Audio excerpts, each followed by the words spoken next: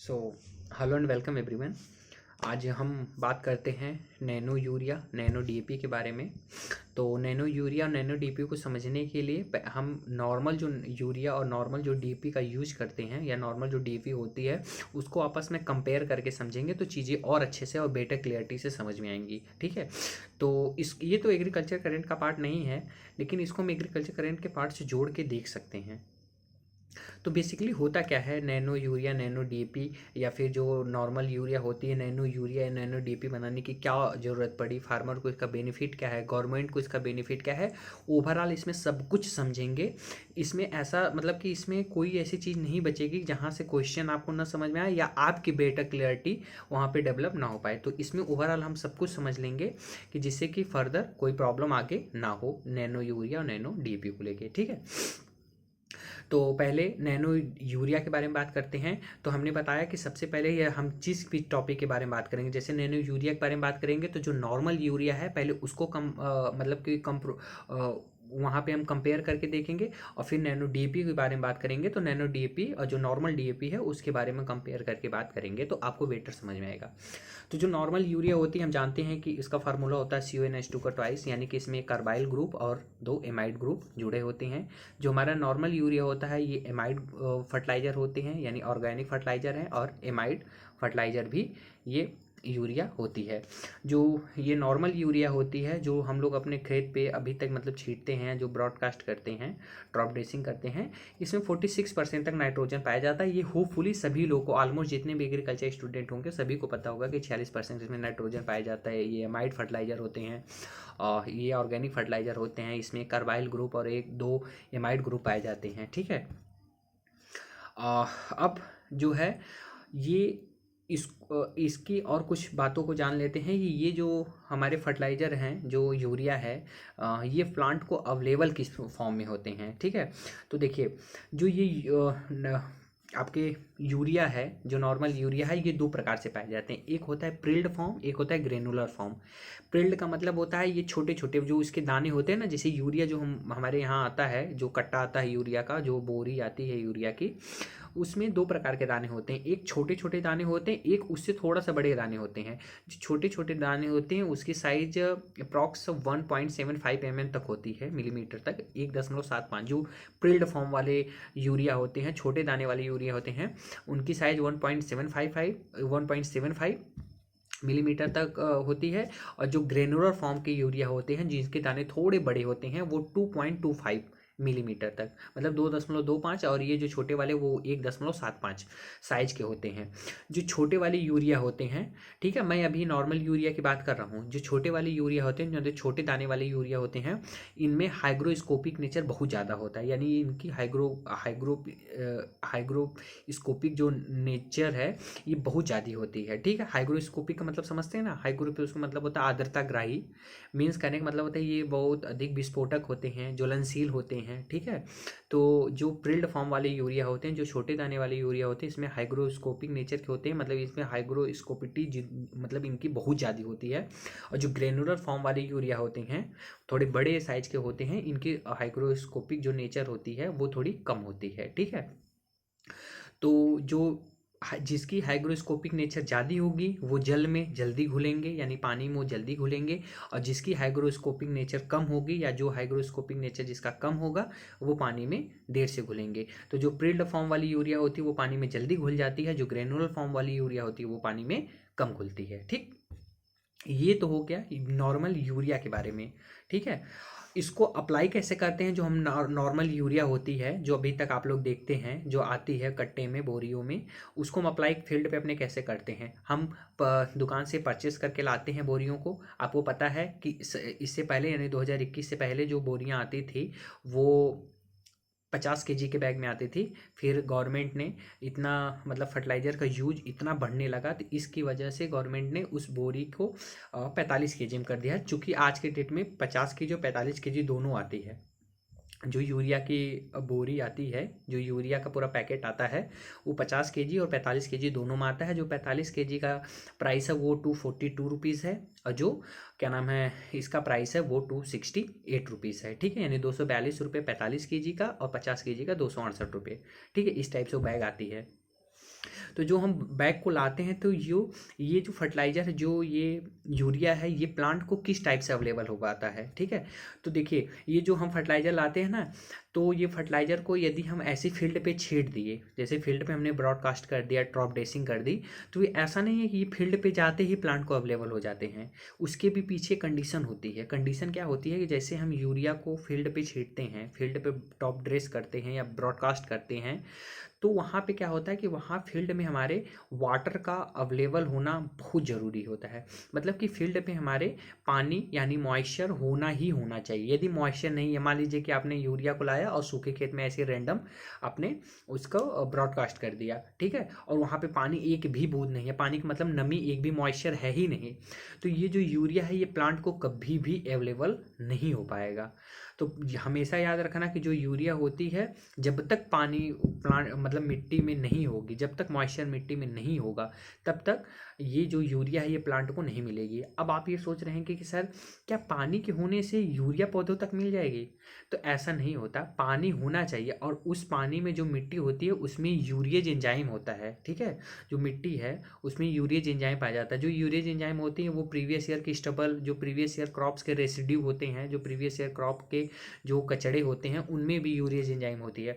तो उस urease enzyme का होना बहुत ज़्यादा ज़रूरी है। यही यूरेज एंजाइम जो होती हैं ये यूरिया का हाइड्रोलाइसिस कराती हैं। जो यूरेज एंजाइम है ये जल के साथ मिल के यूरिया का हाइड्रोलाइसिस कराती हैं, यानी यूरिया और जल आपस में मिल के यूरेज एंजाइम की उपस्थिति में हाइड्रोलाइसिस होते हैं, जिसमें से दो एमाइड जो ग्रुप है इसके वो बाहर निकल आते हैं। फिर लास्ट में वो अमोनिकल फॉर्म में, जैसे ही अमोनिकल फॉर्म में ये कन्वर्ट हुए, प्लांट तुरंत इसको अपटेक कर लेता है। तो मेरे कहने का मतलब, आप फिनोमिना इसका समझ रहे हैं। मेरे कहने का मतलब ये है कि यूरिया आप जब भी फील्ड में देंगे तो वहाँ पे पहली कंडीशन होनी चाहिए कि वहाँ पे वाटर जरूर होना चाहिए। वाटर होगा तभी ये क्या नाम है, वाटर होगा तभी उसमें यूरेज एंजाइम होंगे। यूरेज एंजाइम की उपस्थिति में ही यूरिया का हाइड्रोलाइसिस होता है, यानी यूरिया जल के साथ जोड़कर यूरेज एंजाइम की उपस्थिति में ये क्या करती है, अमोनिकल फॉर्म में यानी एमाइड फॉर्म में, फिर बाद में अमोनिकल फॉर्म में वो कन्वर्ट हो जाती है। और जैसे ही यूरिया अमोनिकल फॉर्म में कन्वर्ट हुई, तुरंत प्लांट इसको रूट से अपटेक कर लेगा। आपको ये तो पता है ना कि प्लांट कैसे, मतलब जाइलम से आपका वाटर और न्यूट्रिएंट एब्जॉर्ब किया जाता है और फ्लोएम पूरा फूड मटेरियल ट्रांसलोकेट करता है प्लांट तक। तो जाइलम द्वारा तुरंत यानी रूट के हेयर से तुरंत न्यूट्रिएंट को अपटेक कर लिया जाता है। तो जैसे ही यूरिया अमोनिकल फॉर्म में कन्वर्ट हुई, प्लांट तुरंत अपटेक कर लेगा। ये तो हो गई नॉर्मल यूरिया की बात, कि नॉर्मल यूरिया किस टाइप से प्लांट को अवेलेबल होती है, ठीक। अब जो मेन मुद्दा है वो है नैनो यूरिया को लेके, कि नैनो यूरिया क्या है, इसकी क्यों आवश्यकता पड़ी, फार्मर इसको कैसे अप्लाई कर सकता है, गवर्नमेंट को इसमें क्या फ़ायदा है। अब इसके बारे में बात करते हैं। आपको होपफुली नॉर्मल यूरिया आपको समझ में आया होगा। अब नैनो यूरिया क्या है।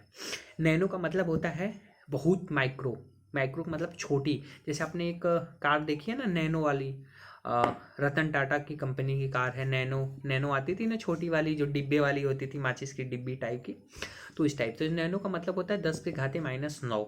10⁻⁻9 का मतलब होता है 1/1, फिर 9 टाइम 0, इस टाइप से कह सकते हैं उसको। मतलब कि इतनी सूक्ष्म होती है नैनो यूरिया, इतनी सूक्ष्म होती है। जो नैनो यूरिया है ये सबसे पहली बार इफ़को के द्वारा, इफ़को एक कंपनी है, इफ़को का फुल फॉर्म होता है Indian farmer fertiliser cooperation limited. मतलब कि जो इफ़को एक कंपनी है जो फर्टिलाइजर मैन्युफैक्चर करती है। मैन्युफैक्चर तो बहुत सारी कंपनियां हैं, यूपीएल है, शक्तिमान है, दयाल है, बहुत सारी कंपनियां हैं जो फर्टिलाइजर वगैरह सीड वगैरह करती है। लेकिन पहली बार नैनो यूरिया को इफ़को कंपनी के द्वारा डेवलप किया गया। और कहाँ पे डेवलप किया गया, वो किया गया कलोल गुजरात में। ये याद रखना, ये कंपटीशन के हिसाब से इंपॉर्टेंट हो सकता है कि सबसे पहली बार नैनो यूरिया को इफ़को कंपनी द्वारा कलोल गुजरात में सबसे पहली बार डेवलप किया गया। किस जगह डेवलप किया गया, तो वहाँ पे एक नैनो बायोटेक्नोलॉजी करके एक संस्थान है, नैनो बायोटेक्नोलॉजी फर्टिलाइजर एसोसिएशन करके एक संस्थान है, वहीं के द्वारा इसको डेवलप किया गया। तो आपको यही याद रखना है कि नैनो यूरिया को इफ़को कंपनी द्वारा कलोल गुजरात में सबसे पहली बार डेवलप किया गया। किस कंपनी द्वारा, वो है nano biotechnology association, fertiliser association करके, ठीक है। ये जो आत्मनिर्भर भारत और एक और कोई संस्था है उससे मर्ज करके ये दोनों करती है। तो इसको इतना डिटेल में नहीं जाना है, बस आपको इतना याद रखना किस कंपनी द्वारा, इफ्को के द्वारा कब लॉन्च किया, मतलब कहाँ लॉन्च किया गया, कलोल गुजरात में लॉन्च किया गया। और इसको लॉन्च कब किया गया, डेट क्या थी, तो वो 31 मई 2021 थी। यानी 31 मई 2021 को इसको फाइनली अप्रूवल दे दिया गया कि अब आप इसको खरीफ सीजन में, जो आने वाला खरीफ सीजन है, क्योंकि जून की 31 मई के बाद तुरंत जून आएगा, तो जून से आप इसको पूरे फील्ड में अप्लाई कर सकते हैं। ठीक है, जो ये नैनो यूरिया है, ये इसको अप्रूवल कैसे दिया गया, क्या कोई इसके पीछे ट्रायल किया गया होगा? ऐसा तो थोड़ी ना है कि यार कंपनी ने कोई चीज़ बनाई और उसको तुरंत फार्मर तक डिलीवर कर दिया, ऐसा तो है नहीं, इसके पीछे ट्रायल किया गया होगा। तो इसको ट्रायल जो किया गया वो 10,000 से ज़्यादा लोकेशन पे, जो 10,000 से ज़्यादा लोकेशन थे उस पर ट्रायल किया गया, अलग अलग क्षेत्र पे। जैसे आईसीआर के जितने केवीके हैं, टोटल 731 केवीके हैं, आईसीआर के केवीके हैं, उसमें ट्रायल किया गया। जो रिसर्च इंस्टीट्यूट है वहाँ पे ट्रायल किया गया, या फिर जो प्रोग्रेसिव फार्मर वगैरह हैं उनके फील्ड पे ट्रायल किया गया। कोई आईसीआर का रिसर्च इंस्टीट्यूट है या फिर कोई एग्रीकल्चर यूनिवर्सिटी है, वहाँ पे उसको ट्रायल किया गया। मतलब ओवरऑल जो नैनो यूरिया को 10,000 लोकेशन पे और 90 से अधिक फसलों पे इसको ट्राई किया गया। ठीक है, कि क्या ये जो नैनो यूरिया है इफ्को के द्वारा बनाई गई, क्या ये कारगर है, या ऐसे ही बस रैंडम इसको हम कहीं पे भी इसको दे दें, तो ऐसा नहीं है। इसको लॉन्च करने से पहले, यानी 31 मई 2021 को लॉन्च करने से पहले इसको 10,000 से ज़्यादा जगहों पर और 90 से अधिक फसलों पर इसकी ट्रायल की गई, फिर इसको अप्रूवल मिला कि हाँ ये इफ़ेक्टिव है। और आपको ये भी पता शायद नहीं होगा, लेकिन मैं बताता हूँ कि ये जो हम जो नॉर्मल यूरिया यूज करते हैं, ये जो नॉर्मल यूरिया होती है पहले ये मिट्टी में जाती है, फिर मिट्टी से पौधे इसको अपडेट करते हैं। तो टोटल जो यूरिया हम देते हैं ये केवल पौधे उस नाइट्रोजन का, जो यूरिया में नाइट्रोजन होता है उसका केवल 30 से 40% ही यूज कर पाते हैं। बहुत अच्छी हुई थी 40 से 50%, इससे ज़्यादा नहीं। लेकिन जो नैनो यूरिया है इसका यूटिलाइजेशन 80% 85% तक होता है। यानी पौधे इस नैनो यूरिया से जो नाइट्रोजन है उसको 80 से 85% तक एब्जॉर्ब कर लेते हैं। मतलब इसमें वेस्ट केवल 10 से 15% होता है। लेकिन जो नॉर्मल यूरिया होती है उसमें जो वेस्ट होता है वो 50 से 60% तक होता है, लेकिन इसमें केवल 15%। इसमें जो इफिशियंसी नाइट्रोजन एब्जॉर्ब करने की वो 85% तक है। तो ये भी आपको होपफुली समझ में आया होगा। ठीक है, तो ये थोड़ी सी नैनो यूरिया के बारे में बात हो गई कि इसका बेसिक इंट्रोडक्शन कि किसके द्वारा लॉन्च किया गया, इफ्को के द्वारा। कब लॉन्च किया गया, 31 मई 2021 को। कहाँ पे लॉन्च किया गया, कलोल गुजरात में लॉन्च किया गया। उसके बाद किसने लॉन्च किया, तो वही नैनो बायोटेक्नोलॉजी के द्वारा, नैनो बायोटेक्नोलॉजी फर्टिलाइजर एसोसिएशन के द्वारा इसको लॉन्च किया गया। इसमें 10,000 से ज़्यादा जगहों पे इसको ट्रायल किया गया। ठीक है, और 90 से अधिक फसलों पे ट्रायल किया गया। इसमें जो इसकी नाइट्रोजन की एब्जॉर्ब रेशियो है या एब्जॉर्ब एफिशिएंसी है वो 85% से अधिक, 80 से 85% तक है। ठीक, तो ये बेसिक चीज़ हो गई। अब इसको हम अप्लाई कैसे करते हैं, तो हमने नॉर्मल यूरिया के बारे में बात बताया था। इसकी एप्लीकेशन कैसे कहते हैं, इसको ये होता है जो ये लिक्विड फॉर्म में आता है। पहले तो ये जान लीजिए जो नैनो यूरिया है, मैंने तो ये बेसिक चीज़ बताई नहीं, जो नैनो यूरिया होता है ये लिक्विड फॉर्म में आता है। जो इसका एक बॉटल है ना, इसी टाइप से इसका बॉटल आता है। मतलब ये तो दूसरा है, ये किसी दंतमंजन का है, लेकिन इसी टाइप से एक बॉटल आता है, थोड़ा इससे बड़ा होता है। 500 ml का बॉटल होता है, प्लास्टिक का ही बॉटल होता है। उस पर पूरा बाकायदा लोगो लगा रहता है, इफ्को का, नैनो यूरिया, सब कुछ उस पर लिखा रहता है। तो नैनो जो यूरिया है वो इसी 500 ml की एक बॉटल आती है, जिसकी प्राइस 242 रुपीज़, नहीं 242 नहीं 224 ऐसे कुछ कहते हैं, 224 रुपये के समथिंग ऐसे कुछ पड़ती है। मतलब उससे थोड़ा सा सस्ता है। जो नॉर्मल यूरिया है 45 kg से, उससे थोड़ा सा सस्ता पड़ता है। 500 ml की जो क्या नाम है इसका लिक्विड आता है। तो रिकमेंड तो ये करती है कि आपको यदि इसका छिड़काव करना है तो 1 से 2 ml, केवल 1 से 2 ml तक केवल इस लिक्विड का आप यूज करिए और प्लांट पे इसको अप्लाई कर दीजिए। तो पहली बात तो ये लिक्विड फॉर्म में आता है, तो आपको अप्लाई करने के लिए एक नैपसेक स्प्रे की ज़रूरत पड़ेगी ही पड़ेगी। नैपसेक स्प्रे समझते हैं ना, जैसे नैपसेक स्प्रे जो बैटरी वगैरह से चलता है, जो हम अपने पीठ पे होता है ना, उसको ऐसे क्या नाम है कैरी करते हैं। देन उसके बाद हम उसको फील्ड पे ऐसे इस टाइप से, उसमें फोलिएज आगे लगा रहता है, स्प्रेयर लगा रहता है, उसी से हम फील्ड पे उसको अप्लाई करते हैं। तो उसकी ज़रूरत पड़ती है। ये अप्लाई होता है सीधा पौधों की पत्तियों पर। ठीक है, जैसे नॉर्मल यूरिया को हम मिट्टी में देते हैं, ठीक है, नॉर्मल यूरिया को पहले हम ड्रॉप ड्रेसिंग करते हैं, बाद में फिर मिट्टी में देते हैं।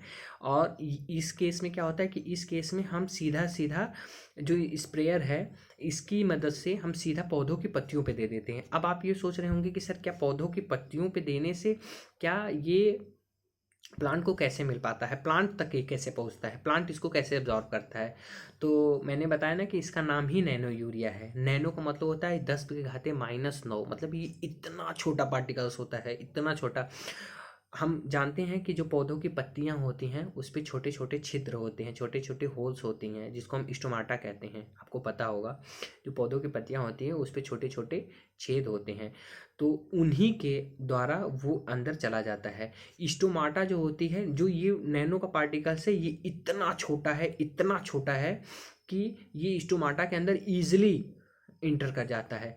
इवन यहाँ तक कि जो नैनो यूरिया है, जब हम जानते हैं ना कि दो सेल्स होती हैं, दो सेल्स को जोड़ने के लिए प्लाज्मोडेस्मेटा का यूज किया होता है, जो एक मतलब कि उसमें से जो जीव द्रव्य होते हैं, प्रोटोप्लाज्म होते हैं, उनका जो मटेरियल होता है प्रोटोप्लाज्म करे यार, जो उसके अंदर की कोशिकाएं होती हैं उनमें जो मटेरियल होता है वो अर्धपारगम और पारगम यानी सेमी परमिएबल और परमिएबल झिल्ली द्वारा आर पार होता है ना।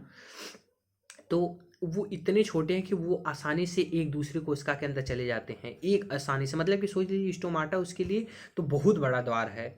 जो स्टोमाटा हमको अपनी आंखों से नहीं दिखाई देता, ठीक है, उसको देखने के लिए हमें माइक्रोस्कोप की ज़रूरत पड़ती है। उस स्टोमेटा से वो जो ये क्या नाम है अपना नैनो यूरिया है वो आसानी से इंटर कर जाता है। तो जैसे हम इसको पौधों की पत्तियों पे देते हैं, पौधों की पत्तियों पे स्टोमेटा होते हैं, स्टोमेटा के जो छेद होते हैं उन्हीं से ये अंदर चला जाता है, और अंदर चला जाएगा तो तुरंत फ्लोएम के संपर्क में आता है, यानी फ्लोएम उसको तुरंत पूरे पौधे में ट्रांसलोकेट कर देता है। यदि ज़्यादा मात्रा में आपने नाइट्रोजन पौधों को दे दिया, ठीक है, तो उस केस में ये नुकसान नहीं करेगा। ये जो नाइट्रोजन है वो जाके प्लांट के सेल्स के वैक्यूल्स में कलेक्ट हो जाती हैं, और फिर जब जब पौधे को आवश्यकता पड़ती है तब तक वो पौधा अपने को ले लेता है। तो इस ऐसे ही हम नैनो जो अपना यूरिया है उसको हम प्लांट तक देते हैं। तो बेसिक वही कहने का मेरा मतलब वही था कि नैनो यूरिया को हम सीधा इस पर अप्लाई करते हैं, क्योंकि ये लिक्विड फॉर्म में आता है। इसकी जो एक बॉटल होती है वो 500 ml की होती है, 225 या 224 ऐसे रुपये, मतलब कुछ करके इस टाइप से इसकी प्राइस है एक बॉटल की। इसमें हम 1 या 2 ml 1 लीटर, यदि 1 लीटर में छिड़काव करना है तो 1 या 2 ml केवल इसका लेते हैं। 1 लीटर के लिए मोर देन सफिशिएंट होता है, जितनी हमारी आवश्यकता होती है। मतलब कहते हैं कि 20 से 25 ml 1 एकड़ के लिए मोर देन सफिशिएंट है, ठीक है, 20 से 25 ml तक 1 एकड़ के लिए मोर देन सफिशिएंट है। और इस यदि और बेहतर रिजल्ट लेना है तो आप इसको 2 बार अप्लाई करिए अपने फील्ड पे, ठीक। ये सारी कुछ चीज़ें नैनो यूरिया के बारे में थी। इसमें और कुछ चीज़ें ये है कि इसमें होता क्या है कि इसमें जो नाइट्रोजन का परसेंटेज है, हम बेसिकली जानते हैं कि ये जो नॉर्मल यूरिया हम देते हैं इसमें नाइट्रोजन कितना पाया जाता है, इसमें नाइट्रोजन पाया जाता है 46% तक, लेकिन जो नैनो यूरिया होती है इसमें नाइट्रोजन केवल 4% तक पाया जाता है।